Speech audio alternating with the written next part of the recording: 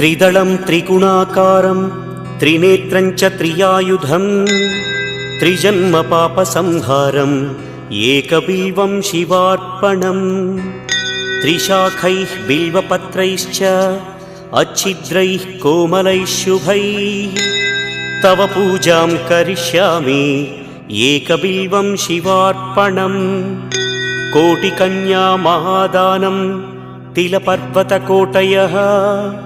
काञ्चनं शैलदानेन एकबिल्वं शिवार्पणम् काशीक्षेत्रनिवासं च कालभैरवदर्शनं प्रयागे माधवं दृष्ट्वा